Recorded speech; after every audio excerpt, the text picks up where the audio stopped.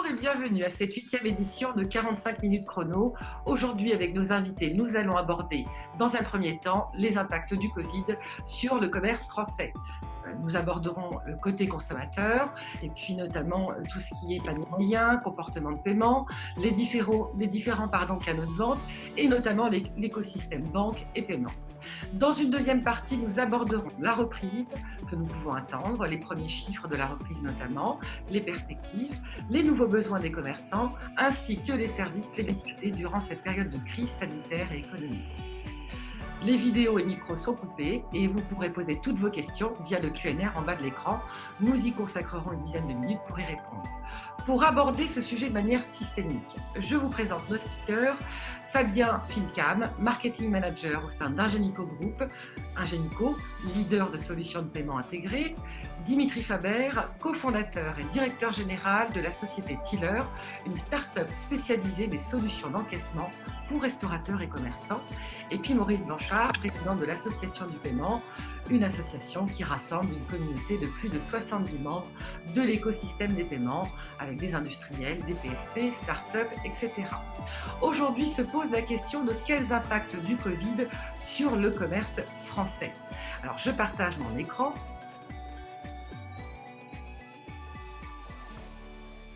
Voilà. Et donc Dimitri, si vous pourriez nous partager votre analyse des impacts du Covid côté commerçant, nous dire ce que vous observez en tant que spécialiste et nous partager éventuellement quelques éléments de volume. Merci pour l'intro. Donc, rebonjour à tout le monde.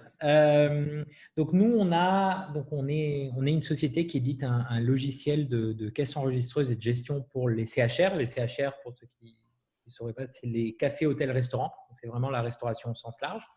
Et on a profité d'un panel assez représentatif qui est notre base client aujourd'hui, plus de 10 000 établissements en France, pour regarder un peu les tendances, les analyses, les chiffres de ce qui s'était passé pendant le confinement.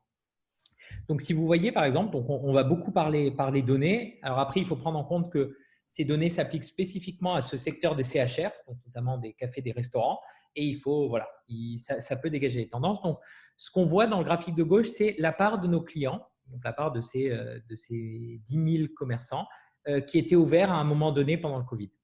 Et donc, ce qu'on voit, c'est que dans une période normale, donc c'est les 2 premières semaines avant le début du confinement, on tourne entre 92 et 93% de restaurants actifs. Pourquoi? Parce que certains sont saisonniers, certains sont fermés à un moment donné de l'année, etc. Mais c'est un peu les moyennes. On voit tout de suite le gros pic à la semaine 12, qui est le début du confinement, comme vous imaginez. Et donc, on voit que de ce pic négatif jusqu'au 11 mai, donc qui est la semaine 20 à peu près, on a en moyenne un peu plus de 18% des établissements en France, CHR, qui étaient ouverts, donc qui ont déjà eu des commandes. Ils ont fait de la livraison, de la vente à emporter, du click and collect, comme on verra plus tard dans la présentation. Ce qu'on voit et ce qui est très intéressant, c'est qu'à partir du 11 mai, c'est-à-dire qu'il y a eu un déconfinement progressif, non pas des restaurants, mais de la population, cette part a augmenté. Pourquoi? Parce que les restaurateurs, les commerçants se sont dit c'est une opportunité pour aller accueillir du monde, c'est une opportunité pour qu'ils puissent venir, même si c'est que via de la vente à emporter ou de la livraison. Et donc, on monte pendant cette période de pré-confinement ou début de confinement à un peu plus de la moitié des établissements qui étaient ouverts. À partir du 2 juin, donc 2 juin pour rappel, c'est l'ouverture totale des restaurants en zone verte et l'ouverture des terrasses en zone orange, notamment en Île-de-France. Et là, on voit tout de suite un pic et on monte. Et ce qui est intéressant, c'est que la semaine dernière, donc la semaine 26, on monte à des niveaux d'activité, en tout cas des niveaux d'ouverture qui étaient quasiment identiques, un tout petit peu plus bas que la même période l'année dernière ou que le pré-confinement. Donc, ce que ça veut dire, c'est que malgré le fait qu'on parle de beaucoup de faillites de petits commerçants, de restaurateurs, il y en aura, mais on arrive quand même à des niveaux qui sont proches de ce qu'on avait avant et pas un scénario catastrophe comme on pourrait avoir. Si vous regardez maintenant le graphique de droite, qui est plus intéressant, c'est le volume de commandes sur ces établissements. Donc, ce qu'on a fait, c'est qu'on a pris la même période en 2019 pour pouvoir comparer un peu et on voit quel volume de commandes il y a eu par rapport à l'année précédente. Et là, on voit un pic très net, mais moins impactant que le nombre d'établissements ouverts. Ce que ça veut dire, c'est que pour ceux qui sont restés ouverts, ils ont pu faire plus ou au moins le même volume de commandes qu'ils faisaient avant. Et donc, pour donner une idée, sur l'ensemble de la période, on tourne à peu près 40% de commandes en moyenne par rapport à ce qui se passait l'année dernière. Et aujourd'hui, on arrive à stabiliser à des niveaux entre 85 et 90%. Donc voilà, il y a quand même une perte assez sèche pour les restaurateurs et commerçants qui sont ouverts. Néanmoins, il y a une reprise qui se fait, une reprise qui est assez rapide de ce qu'on voit du graphique. Merci beaucoup Dimitri pour ces informations et ces volumes. Fabien, d'un point de vue plutôt consommateur, quelle analyse faites-vous et quels est selon vous les changements de comportement dans les paiements? Je vais vous passer la slide. Déjà, bonjour à tous et à toutes. Donc, au niveau du consommateur, ce qu'on peut noter en termes de comportement de paiement, c'est quatre types de paiements. Donc, si on se concentre sur la partie gauche qui est le paiement sans contact, ce qu'on peut dire aujourd'hui, c'est que 68% des paiements CB de la tranche 0 à 30 sont réalisés sans contact. Sur la nouvelle tranche 30 à 50, donc qui a été mise en place très récemment, aujourd'hui ça représente 35% des paiements CB, ce qui représente à peu près 10 millions de transactions de plus par semaine. Donc c'est assez conséquent, donc c'est plutôt une réussite cette nouvelle tranche. Et donc si on regarde dans la globalité, on peut dire qu'aujourd'hui 48% des paiements CB qui sont faits en magasin sont réalisés sans contact. Si on regarde ce chiffre avant la crise sanitaire, on était à 39%, ce qui représente à peu près 4 milliards de transactions par an. Donc cette année-là, sur 2020, on devrait dépasser facilement les 4 milliards de transactions sans contact. Si on regarde la deuxième colonne maintenant, qui sont les paiements mobiles via e-wallet, on remarque une augmentation assez importante aussi de plus 15% sur la période de mai à juin 2020. En revanche, ce qu'on veut dire, c'est que ça reste relativement faible si on compare au volume total de transactions sans contact, puisqu'on est à peu près à 0,6% des paiements. Ce qui fait de la France un des pays les plus en retard sur cette technologie. Au niveau européen, on est bon dernier. Et si on compare à la Chine qui est premier, la Chine est aujourd'hui à 36% de paiement via e-wallet. Ça passe notamment par les deux applications phares qui sont WeChat et Alipay. En termes de volume, le paiement mobile représente aujourd'hui 25 millions de transactions pour 2020. Enfin, on attend les 25 millions de transactions pour 2020. Donc, si on les compare aux 4 milliards de transactions sans contact, ça reste relativement faible, même si c'est en augmentation, puisqu'on voit apparaître de nouveaux wallets régulièrement. Donc là, je parle bien sûr du commerce de proximité. Si on regardait le retail, le paiement mobile la croissance du paiement mobile est un petit peu plus forte. Et notamment, on sait qu'aujourd'hui, Carrefour est intégré à l'Apple Pay Wallet, donc ce qui devrait permettre une accélération de ce type de paiement. Ensuite, troisième colonne, si on regarde tout ce qui est paiement en chèque et en espèces, donc les espèces ont baissé. Au plus fort du confinement, on a été à moins 37% de paiement en espèces. Et on est aujourd'hui à moins 15% depuis la fin du confinement. Donc, ça a un peu repris, mais on note quand même une baisse. Sur le chèque, la baisse est moins importante, puisqu'au plus fort du confinement, on a été à moins 10%, et aujourd'hui, on est à moins 5% de paiement par chèque depuis la fin du confinement. Donc, le chèque a mieux résisté que les espèces. En revanche, ça ne signifie pas du tout la fin des espèces, puisque aujourd'hui, les espèces sont à 67% plébiscitées par les Français comme moyen de paiement pour les petits achats du quotidien. Enfin, dernière colonne, c'est les paiements en click and collect.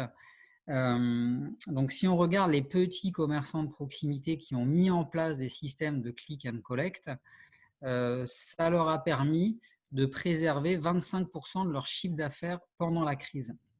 Donc, c'est essentiellement des petits commerces parisiens qui ont mis ça en place, et ça va être surtout les commerces de bouche et la restauration. Si on regarde côté consommateurs français, on a à peu près 20% des Français qui ont eu recours au click and collect depuis le début du confinement, donc ce qui est assez significatif. Mais en revanche, seulement 10% des Français ont utilisé le click and collect sur le commerce de proximité. Ce qui montre que le commerce de proximité est moins en avance sur ce domaine-là, mais est en train de rattraper le retail et adopte finalement les comportements qu'on voit sur les parcours clients du retail. Enfin, dernière info, sur le click and collect, on est sur un panier moyen d'achat de 55 €, ce qui est plus élevé que le paiement sans contact, puisque le paiement sans contact, on est sur une transaction moyenne d'à peu près 43 €. Donc voilà un peu le panorama de ce qui s'est passé en termes de méthodes de paiement sur la France et sur le commerce de proximité. Merci Fabien. En tout cas, à travers de ce que vous venez de me dire, on voit bien qu'il y a bien un changement dans les comportements en période de Covid et que finalement, les gestes barrières comme le paiement sans contact, le paiement mobile sont en vogue et les paiements à chèque et espèces ont quand même baissé. Tout à fait. Merci beaucoup Fabien. Maurice, pouvez-vous nous parler de l'impact direct sur les retraits d'espèces? Quelle analyse pouvez-vous nous partager? Bon. Alors tout d'abord, bonjour à tout le monde. Au niveau de l'association du paiement, nous avons réalisé début mai une consultation auprès de nos membres pour récupérer certaines informations que je vais vous délivrer lors de cette intervention. Alors, pour compléter ce que vient de présenter Fabien et Dimitri, je peux partager avec vous une courbe qui est l'évolution des retraits dans les distributeurs de billets pendant le confinement. Alors, cette courbe provient de données collectées anonymement par nos membres sur un parc significatif de terminaux de paiement. Alors, c'est une courbe virtuelle qui permet de comprendre ce qui s'est passé au niveau de l'utilisation des machines. Alors, précision, la base 0%, c'est une semaine standard de retrait. Alors, qu'est-ce qu'on a pu remarquer? C'est que depuis le début de l'année et jusqu'à l'annonce du confinement, on était sur une courbe standard à plus ou moins X% d'une semaine à l'autre. Dès que l'annonce de confinement a été faite, sur les 2 jours qui ont suivi, on a constaté une augmentation des retraits de 20%. Les gens, en fait, sont allés au distributeur de billets pour retirer de l'argent liquide, pour avoir de l'argent liquide sur eux. Dès le confinement, on a eu une baisse très importante des retraits, de moins 60 à moins 70%, avec une lente remontée tout le long du confinement et un retour à la normale, on va dire à la quasi-normale, depuis le début juin. La baisse de retrait n'a pas été compensée par un éventuel développement du service de cashback sur les TPE. On aurait pu estimer que cette solution aurait pu être utilisée comme alternative aux distributeurs de billets. Ça n'a pas été utilisé. Donc, c'est une preuve supplémentaire, si besoin est, que le recours à l'argent liquide a été fortement diminué durant le confinement. Et pour terminer, je peux partager une information sur les automates de distribution automatique, tout ce qui est café, viennoiserie, confiserie, etc., où là, on a constaté des baisses d'activité allant de moins 80 à moins 100%. En effet, les machines n'étaient plus utilisées, les gares désertées, les usines, il n'y avait plus personne, ce qui peut expliquer ce chiffre. Merci Maurice. Donc oui, effectivement, là, on voit bien qu'il y a eu une crainte avec les retraits d'espèces d'attraper le virus. Et donc, on voit bien dans ce schéma-là que c'était effectivement en baisse totale. Et cela reprend depuis qu'il y a eu des confinements. Tout à fait, tout à fait. On ne sait pas, aujourd'hui, je ne pense pas qu'on pourra d'ores et déjà dire est-ce que les gens vont se déshabituer du cash ou se réhabituer au cash. En tout cas, aujourd'hui, on voit qu'il continue à être utilisé. Et bien que, si j'ai bien compris, cela n'a pas été prouvé que le virus pouvait être transmissible par les billets ou les espèces. Aujourd'hui, on voit tout au contraire, mais a priori, il n'y a pas de base, on va dire, sérieuse qui permet de dire qu'effectivement, il y avait le virus sur les billets, quoi. Merci Maurice. Je continue avec vous. Est-ce que vous pourriez nous parler des autres impacts, notamment peut-être des régions les plus touchées, une analyse régionale, et puis nous partager aussi, puisque vous avez parlé donc de ce communiqué de presse, rappelez-nous un peu l'activité des membres durant justement le confinement et ce que vous avez noté par rapport aux membres de l'association du paiement. Tout à fait. Alors, je peux vous donner bien sûr des informations, mais à titre anonyme, je ne pourrais pas, bien entendu, vous le comprenez tout à fait, citer les sociétés. Donc, on les a interrogés et d'une manière générale, ce que l'on constate, c'est qu'on a une baisse d'activité qui se situe en fonction des sociétés entre moins 30 et moins 80%, voire même pour certaines, moins 90%. Alors, c'est essentiellement lié aux typologies de marché parce que, par exemple, à contrario, certains acteurs ont été très peu touchés car leur modèle financier était indépendant des volumes. Alors, qu'est-ce qui a été fortement touché? Principalement, c'est tout ce qui est centre d'appel. Dans certains cas, ils étaient carrément à l'arrêt. Alors, sur le secteur de la livraison et de l'installation des terminaux, là aussi, on a constaté des ralentissements, des baisses d'activité, mais aussi des ralentissements de prestations liés à un contexte de travail plus compliqué, compte tenu du fait que les gens étaient en télétravail ou bien alors qu'ils ne pouvaient pas tous venir au bureau, les distanciations, bien entendu, et on avait aussi la difficulté à faire effectuer les livraisons en temps et en heure chez les clients. Du coup, beaucoup de projets en cours ont été suspendus, voire repoussés. Alors, sur les régions, on peut dire que globalement, toutes les régions ont été impactées. Mais on a vu que, et sans surprise, les régions qui ont été le plus touchées, c'est l'Île-de-France, le Grand Est, bon, qui ont été particulièrement en plus touchés par le Covid, mais également l'Auvergne-Rhône-Alpes, la Côte d'Azur, qui est très, je dirais, très touristique, et le Sud-Ouest, qui est également très touristique. Alors, sur quoi ces régions ont été particulièrement touchées? C'est principalement sur les activités d'échange de flux, sur la vente, l'installation, le déploiement et les services aux commerçants. Alors, je peux continuer sur d'autres informations que nous ont données nos membres, alors notamment sur tout ce qui est modalité RH et précautions prises dans les entreprises. Alors, la majorité des membres, pour ne pas dire la quasi-totalité des membres, ont eu recours à du télétravail ou à du chômage partiel. Alors, lorsque le télétravail n'était pas possible, comme dans beaucoup d'entreprises, des plannings tournants ont été mis en place pour favoriser tout ce qui était distanciation sociale dans les locaux des membres. Certaines entreprises ont imposé des obligations comme celle de solder des congés. D'autres ont laissé le choix. Il n'y a pas eu réellement de solution miracle. Certaines ont pris des gels, en mesure des gels de tout ce qui était augmentation de salaire. D'autres ont décidé de ne pas y toucher. En tout cas, ce qui est important de noter, et il faut le souligner, aucune entreprise n'a provoqué de licenciement. Pour terminer, je peux vous parler d'un petit peu des demandes qu'on a eu à faire face lors de cette période de confinement.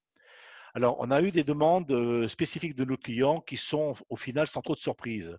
Alors, ce sont principalement des demandes de mise en place de logiciels tels que le sans contact, de logiciels de vente à distance, de paiement par Internet, mais on a aussi eu beaucoup de demandes de facilité de paiement, de report ou d'annulation d'échéance, de diminution de niveau de prestation et sans oublier bien sûr des prestations de nettoyage des TPE.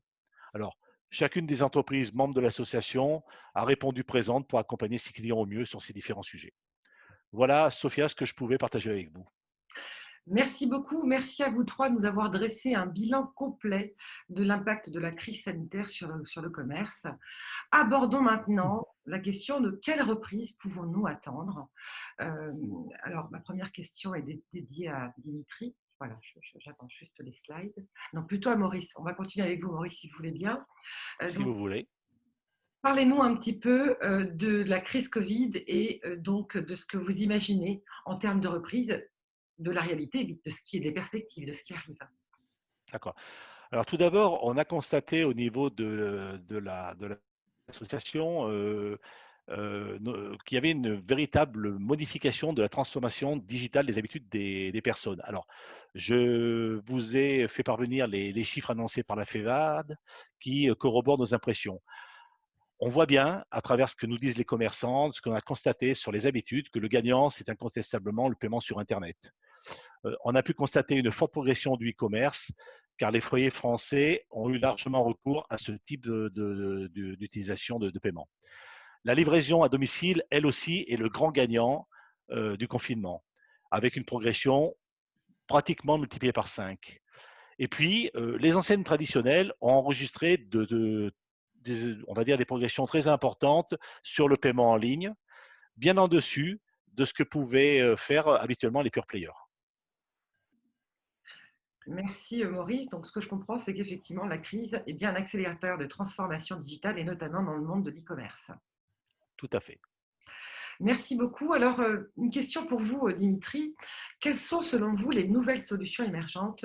Qu'observez-vous en tant qu'expert et spécialiste? Alors effectivement, on a vu pas mal de choses côté acceptation. Maintenant, on va regarder encore une fois côté commerçant, voir ce qui s'est passé. Et donc, ce graphique, si vous voyez bien, c'est l'évolution des trois principaux types de ventes, on va dire, chez un restaurateur ou un commerçant aujourd'hui, à savoir les commandes en livraison, donc avec Uber Eats, Deliveroo, Allo Resto ou un service en livraison en propre, avec de la vente à emporter, ce qu'on appelle du click and collect. Les personnes vont pouvoir venir. Et finalement, la dernière option est un peu tout ce qui reste, donc l'autre. Et là, dans le cas du Covid, c'était pouvoir aller consommer directement à l'établissement. Et donc, on voit que dans un monde normal, on va dire pré-Covid, donc les deux premières colonnes, on a entre 10 et 14% de l'ensemble des commandes qui correspondent à de la livraison. C'est à peu près la moyenne dans la restauration sur notre type de commerce. On a entre 1 et 3% qui correspondent à de la vente à emporter. C'est des usages qui commencent, qui se développent, mais voilà, qui restent encore minoritaires. Et là, ce qui est intéressant, c'est qu'on voit deux étapes. On voit une étape très impactante à partir de la semaine 12 et 13. Alors, la semaine 12, c'est celle où le confinement a commencé, qui est toujours un peu hybride. Certains restaurateurs n'avaient pas complètement fermé, etc. Mais on voit une progression nette des commandes en livraison. Qu'est-ce que ça veut dire derrière? Ça ne veut pas dire qu'il y a une explosion du nombre de commandes en livraison. Ça veut dire que la part de la livraison a augmenté parmi l'ensemble des commandes.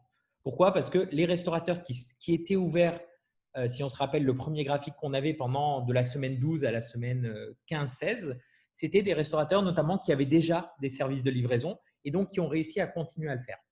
On voit aussi une nette progression des commandes en vente à emporter, du click and collect, qui passe de 2% à 25%. Donc, on a eu presque 1000% d'augmentation sur la période.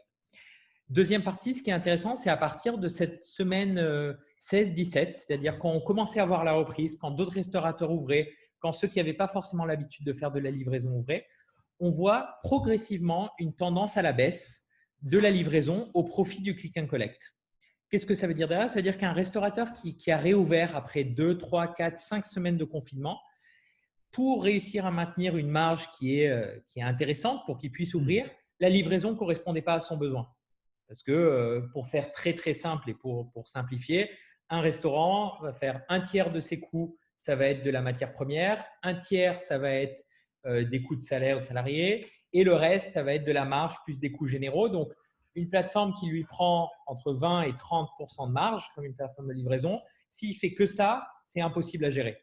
Et c'est pour ça que cette tendance, à partir de la semaine 17-18, de baisse progressive de la part de commandes en livraison au profit notamment du click and collect sur lequel il y a des marges plus petites, c'est vraiment ce qu'on observe. Et on observe notamment, à partir de la semaine 21 qui est le début du déconfinement, une baisse radicale, entre guillemets, on va dire, de cette partie livraison qui progressivement, et on le voit aujourd'hui, arrive à des niveaux pré-crise.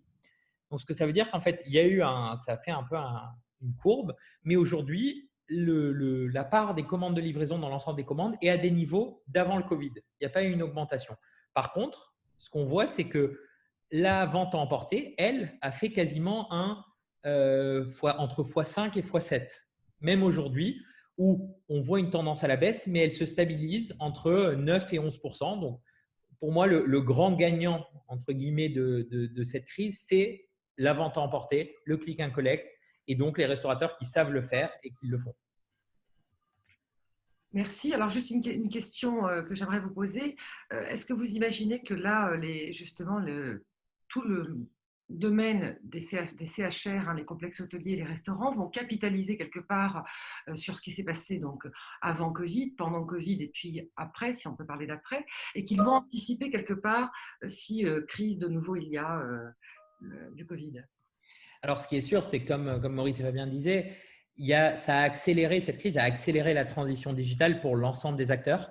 Beaucoup, et si on revoit l'activité des CHR au début, il y en a eu beaucoup qui ont fermé directement. et qui ont préféré rester fermés pendant 1, 2, 3, 4, même 5 semaines une fois que le confinement a fait. Et ça, ce n'est pas parce qu'ils voulaient fermer, c'est juste qu'ils n'avaient pas les méthodes, les outils, les process pour faire du digital, pour faire de la livraison, pour faire de la vente à emporter. Donc, là, ce qu'on voit, c'est qu'une énorme majorité se sont équipés. Nous, on a repris un niveau de chiffre d'affaires et de croissance en termes de nouveaux clients qu'on accompagne plus fort qu'avant la crise parce qu'il y a un vrai besoin de ces nouveaux outils. Donc, si nouvelle crise il y a, si nouveau confinement, j'espère pas, mais si ça revient, etc., ils seront beaucoup plus proches et je pense que le choc de fermeture à un moment du confinement, il sera beaucoup moins élevé parce que les restaurateurs auront déjà ces solutions mises en place. Merci beaucoup, Dimitri. Alors, je vous pose une autre question. Selon vous, quelles sont les évolutions des moyens de paiement pour le secteur justement de la restauration et des complexes hôteliers? Alors, justement, il y a une slide pour ça. Pour prévoir. Alors, ce qu'on voit… J'ai une perte de la souris. Voilà. OK. Alors, effectivement, on a fait l'autre analyse et elle est assez concordante avec ce qui a été annoncé par Maurice et Fabien, mais vraiment focus CHR, c'est pour ça qu'il peut y avoir des différences. On voit très rapidement les principaux types de paiement chez un restaurateur. C'est les titres restaurants de tout type, les espèces et la carte, pour faire au sens large. Ça, c'est ce qu'eux regardent. Et donc, ce qu'on voit, c'est que dans une période, on va dire, normale, on est entre 35 et 45% de paiement carte, entre 40 et 60% d'espèces et entre 7 et 10% de paiement en titre restaurant. Ce qu'on voit, ce qui est intéressant, c'est déjà que la part des paiements en titre restaurant a progressivement baissé pendant le confinement. Ce qui s'explique que les personnes ne pouvaient plus forcément aller au restaurant, donc ils ne pouvaient pas payer. Et après, ils payaient peut-être avec ces titres restaurants sur des applications dédiées, etc. On voit aussi que cette part aujourd'hui est revenue en moyenne à des niveaux d'avant-crise. Il n'y a pas eu un gros impact malgré le relèvement du plafond. Il se peut qu'en termes de volume total, ça augmente, mais en termes de nombre de commandes payées en titre restaurant, on est resté à des niveaux d'avant-crise. Par contre, ce qu'on voit, c'est qu'il y a eu, comme on peut s'y attendre, une envolée, mais toute relative, de la part des paiements par carte, qui est montée jusqu'à un peu moins de 50% en plein milieu du confinement ou au début du déconfinement, et qui aujourd'hui remonte a pris à peu près entre 16 et 20% par rapport au niveau d'avant-crise. Par contre, niveau espèces, ça a été l'inverse. Au début, première semaine du confinement, étonnamment, on voit beaucoup de paiements en espèces. Voilà, les restaurateurs ont essayé de pousser pour avoir des paiements en espèces pour pouvoir préparer le déconfinement. Par contre, à partir de là, ça a été une baisse progressive et une stabilisation, et donc qui a été compensée par paiement carte. Donc, si on peut retenir quelque chose côté commerçant et côté CHR, c'est que la part des paiements cartes a pris entre 15 et 16% et la part des paiements en espèces a perdu entre 10 et 16% globalement. Merci Dimitri. Alors j'ai une autre question, mais je vous la poserai peut-être tout à l'heure. Passons la main donc à vous, Fabien. Est-ce que vous pourriez nous éclairer? Quels sont selon vous les nouveaux services plébiscités pour le commerce de proximité? Alors, avant d'entrer sur ce sujet, ce qu'on peut d'ores et déjà dire, c'est que ce qu'on observe dans le retail arrive généralement dans le commerce de proximité avec un décalage de 3 à 5 ans. Là, l'effet crise sanitaire, ça a été un accélérateur de beaucoup de services sur les points d'encaissement et de paiement. Et aujourd'hui, si on regarde le top des services en croissance dans le commerce de proximité, on obtient un peu ce panorama que je vais vous décrire. Donc le premier, c'est ce que disait Dimitri, c'est la livraison avec une augmentation importante de 23%, particulièrement sur le segment du fooding et du restaurant. Donc, ce que j'appelle le fooding, ça regroupe tout ce qui est autour du restaurant, c'est les commerces de bouche, les bouchers, les boulangers, etc. À droite, je vous ai mis une segmentation des commerçants en France. Donc, on a à peu près 190 000 plus 175 000 restaurants. Ça fait à peu près une cible de pas loin de 400 000 commerces de proximité qui s'intéressent de plus en plus à ce type de service. Deuxième service que l'on voit émerger, c'est le click and collect. On en a parlé tout à l'heure, toujours sur le même segment qui est le fooding et la restauration. et qui a permis aux commerçants de proximité de préserver au maximum leur chiffre d'affaires pendant cette crise et qui aujourd'hui continue à utiliser ce service d'innovation. Ensuite, le troisième service que l'on voit beaucoup, là c'est sur un secteur très spécifique qui est celui du tourisme, c'est tout ce qui est cashless paiement. Donc c'est tout ce qui va être par exemple paiement via bracelet que l'on va recharger et après qu'on va utiliser pour payer. Donc l'exemple le plus simple, c'est par exemple un camping. Ça va être des systèmes qui sont beaucoup demandés aujourd'hui. Troisième service que l'on voit beaucoup, c'est le ticket dématérialisé, donc, qui est un sujet assez installé dans le retail aujourd'hui, qui avait du mal à s'installer sur le petit commerce de proximité parce qu'il n'y avait pas forcément une demande. Aujourd'hui, on note une augmentation de ce type de demande, notamment sur tout ce qui est commerce non alimentaire. Donc, ça va être tout ce qui est fleuriste, boutique de vêtements, opticien, ce genre de commerçants.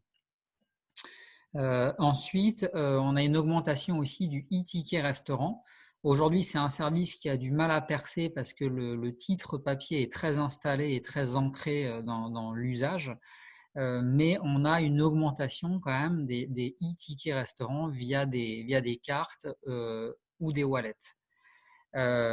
Ensuite, on voit de plus en plus émerger des programmes de fidélité qui étaient réservés au retail parce que c'est des programmes qui souvent sont coûteux et il y avait peu d'acteurs qui étaient positionnés sur ce domaine avec une offre adaptée en termes de pricing pour le petit commerce de proximité. Aujourd'hui, il y a une demande, donc il y a des acteurs qui se sont installés sur ce segment et on a de plus en plus de demandes sur ce type de programme parce que ça permet de faire notamment des campagnes de communication via SMS, d'utiliser la carte bancaire comme carte de fidélité grâce à la tokenisation à des prix abordables. Ensuite, autre service qui est intéressant, c'est le pourboire dématérialisé. Aujourd'hui, avec la baisse des espèces, on a en parallèle une baisse des pourboires qui est assez significative. Un des moyens auxquels on réfléchit de plus en plus, c'est de dématérialiser le pourboire, mais on a une grosse contrainte autour de ça, c'est une contrainte de comptabilité, puisqu'il va falloir déduire du chiffre d'affaires le pourboire. Donc, c'est assez compliqué à mettre en place et dans l'usage et dans la mentalité du petit commerce, c'est quelque chose qui n'est pas encore acquis, mais on note quand même, car il y a une baisse des pourboires qui est importante, du coup une augmentation de demande sur le pourboire dématérialisé, ce qui permettrait de combler un peu cette perte qu'on constate aujourd'hui. Ensuite, on a les services de e-chèque vacances qui marchent assez bien, notamment parce qu'il y a eu une campagne de communication très importante faite par le gouvernement pour relancer le secteur du tourisme à travers l'Association nationale des chèques vacances. À noter que cette campagne, elle concerne uniquement les e-chèques vacances, pas les chèques vacances papier.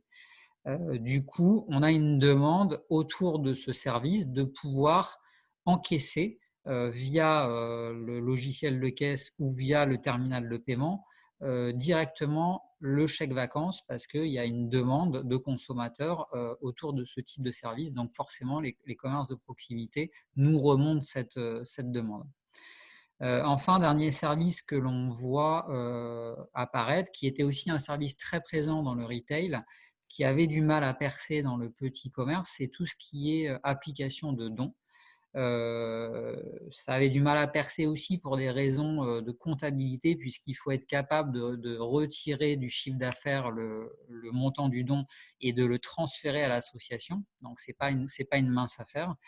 Mais aujourd'hui, on est capable de faire ce genre d'application pour le petit commerce, notamment avec des gens comme Microdon, des gens comme ça, qui est très adapté au petit commerce et on a une croissance aussi sur ce type de service. Donc voilà un petit peu le panorama des services qui sont souvent digitaux du commerce de proximité, que le commerce de proximité a adopté et est en train d'adopter.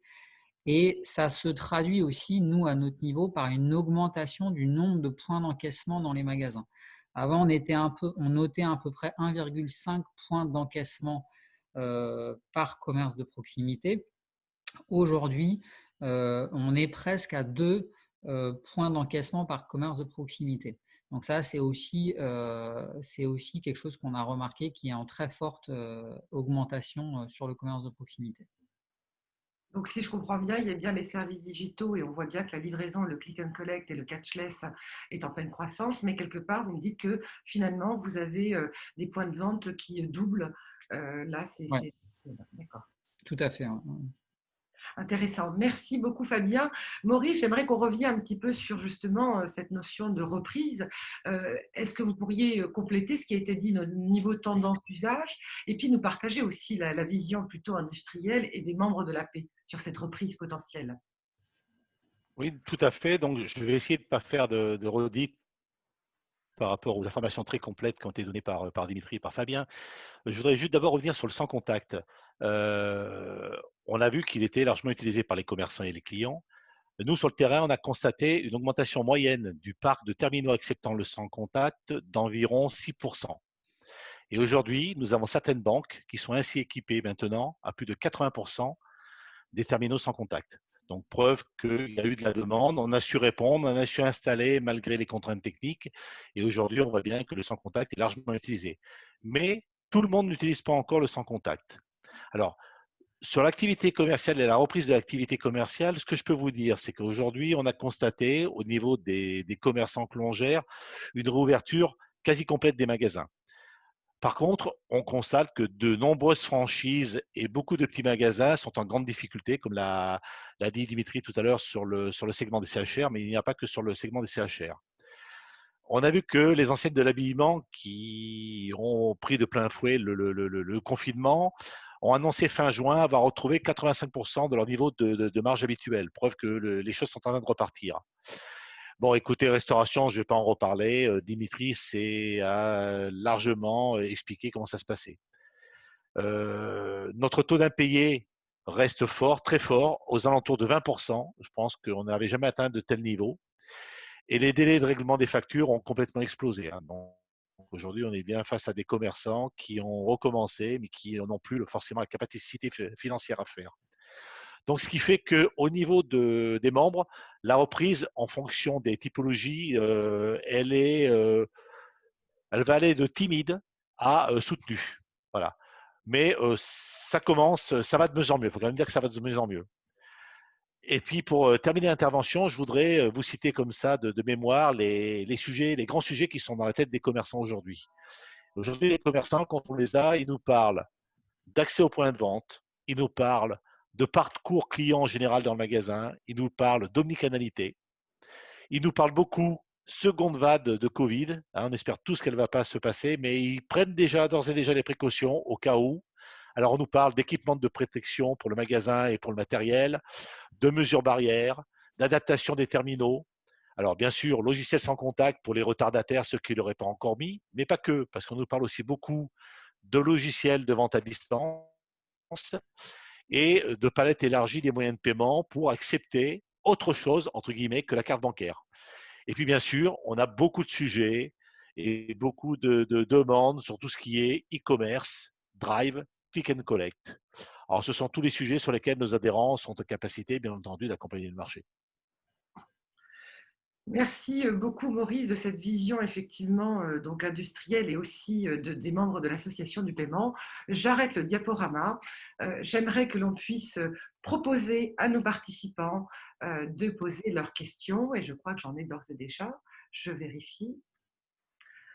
Alors, merci pour votre webinaire. Quels sont les nouveaux moyens de paiement utilisés après Covid-19?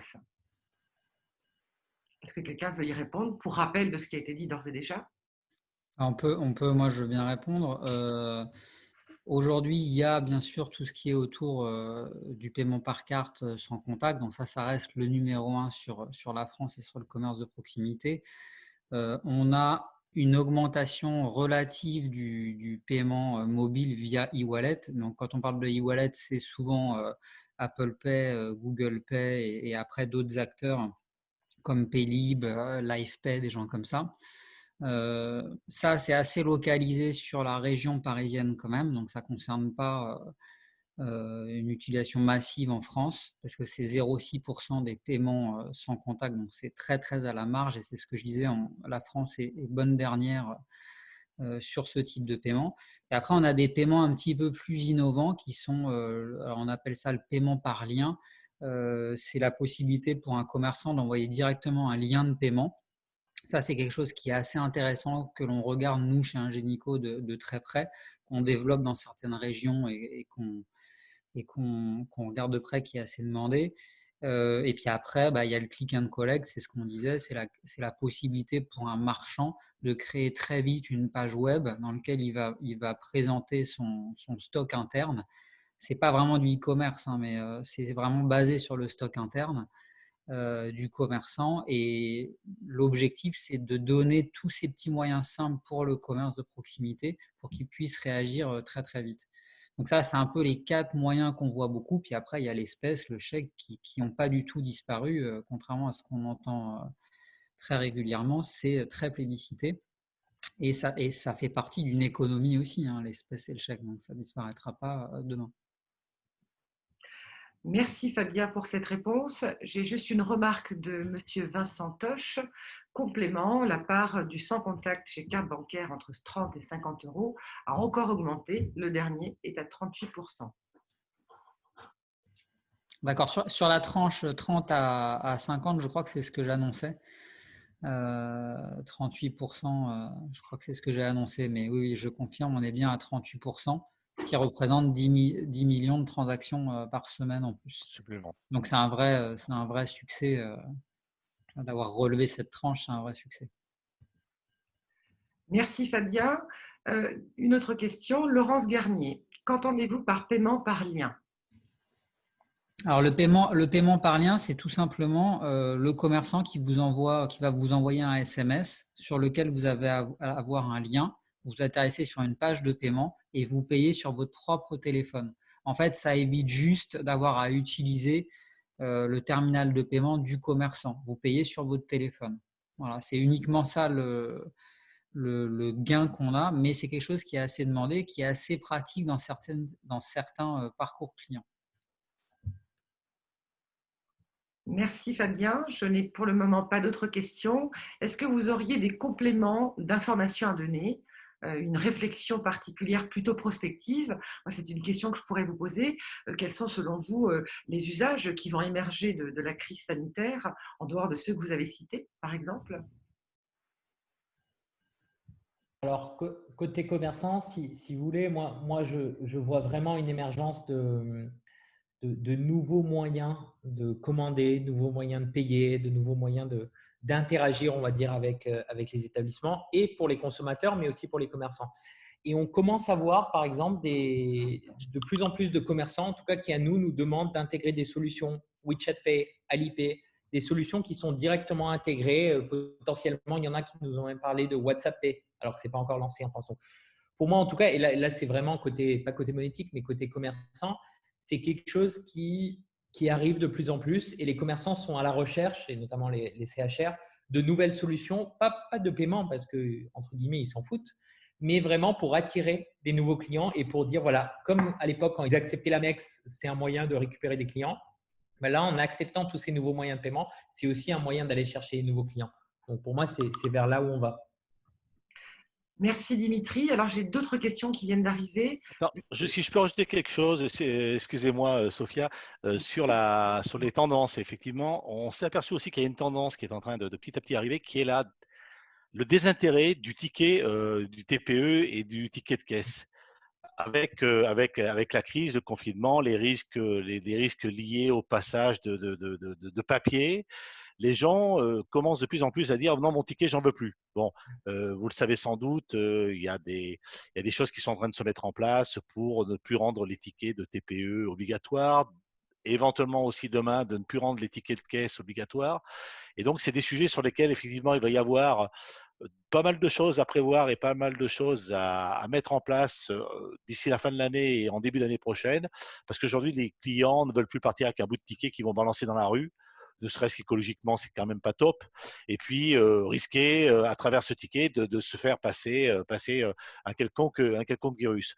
Donc, c'est notamment des sujets sur lesquels, aujourd'hui, l'association du paiement a commencé à travailler fortement avec un certain nombre d'acteurs pour proposer des choses dès la Et rentrée. Maurice, pour compléter ça, parce qu'effectivement, je pense que c'est un sujet très intéressant, côté commerçant et notamment côté éditeur de caisse, l'impression, il y a dans le cadre des certifications pour les caisses, etc., il y a certains critères qui sont l'impression systématique des tickets de caisse, notamment au-dessus de 25 euros.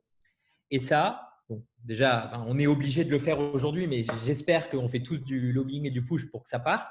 Mais pour donner une idée, une fois qu'on a lancé ça, on a 87% de nos clients qui ont dit qu'ils étaient contre et qu'ils ne voulaient pas ça. Donc, et côté commerçant, je pense, et côté consommateur, ça c'est un non-dit, c'est que maintenant le ticket de caisse et le ticket de carte bleue, j'imagine qu'il va dans le même sens, c'est fini, quoi. Je suis tout à fait d'accord. Voilà, nous, côté Ingenico, on travaille également sur ce type de sujet. Et chez nous, ça passe plus par des plateformes, ce qu'on appelle centralisées, donc, qui vont regrouper tous les services autour du paiement et dans lequel on stocke les tickets dématérialisés pour le commerce ou le consommateur. Après, il y a aussi pourquoi ça ne se fait pas d'un claquement de doigts. C'est qu'aussi il y a des contraintes légales autour de ça. Donc on y travaille parce que la demande est forte, mais on ne peut pas aussi du jour au lendemain tout faire disparaître parce que par exemple si je prends l'exemple pour un commerçant de proximité qui perdrait ses données ou son TPE, le ticket reste la seule preuve de paiement. Donc c'est aussi pour ça qu'on ne fait pas disparaître tout d'un coup. Mais la demande est là et par exemple ce qu'on voit beaucoup dans le retail, c'est les factures, les tickets de caisse. Par contre, ça, le ticket de caisse, là, il y a un vrai sujet. Il n'y a pas de raison de garder un ticket de caisse papier qui fait 20 cm de large et de long. Mais ça veut dire que derrière, il faut récupérer les emails. Voilà, c'est aussi tout ça qu'il faut mettre en place.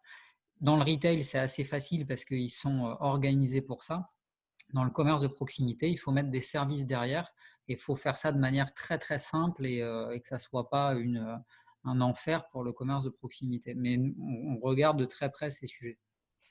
Merci. En tout cas, effectivement, le sujet de la dématérialisation des tickets de caisse et cartes bancaires est un vrai sujet. L'association du paiement y travaille aussi. Je suis certaine que cela fera l'objet d'une future chronique à la rentrée. Passons encore en revue quelques questions, si vous voulez bien. Croyez-vous que le paiement Face ID pourra être un des nouveaux moyens de paiement? Une question, si quelqu'un veut bien répondre. Moi, de mon point de vue, je pense que ça passera plus d'abord par le paiement biométrique. Il y a des choses très concrètes qui se font. J'ai vu des choses de la BNP, des choses passées là-dessus qui me paraissent intéressantes, qui me paraissent plus faciles à mettre en place. On n'a pas de demande, nous, de paiement de ce type. Après, tout peut arriver, mais je pense que la première étape, ça sera le paiement biométrique. Déjà, il faut mettre ça en place. Il y en a encore assez peu en France. Je pense que ça passera d'abord par ce type de techno, à mon sens. Merci beaucoup. Autre question, avez-vous des chiffres sur l'évolution du paiement push mail, paiement par SMS, WhatsApp pendant la crise sanitaire? Alors de mon côté, moi, j'ai pas de chiffres. Parce que sur la France, c'est relativement, ça a été relativement faible. En revanche, je sais qu'en Espagne, c'est un service qui a très très bien marché. Parce que bon, l'offre était là peut-être et puis donc il y a des pays où ça a très bien marché. Nous on l'a vu sur Ingenico Espagne, c'est un service qui a très très bien marché. Aujourd'hui on voudrait l'importer sur la France et puis plus communiquer là-dessus. Mais il y a eu des initiatives en France aussi de ce type qui ont bien marché. Mais moi j'ai pas de chiffres et les paiements WhatsApp là pour le coup je pense que c'est assez faible aussi. Je pense que c'est assez faible.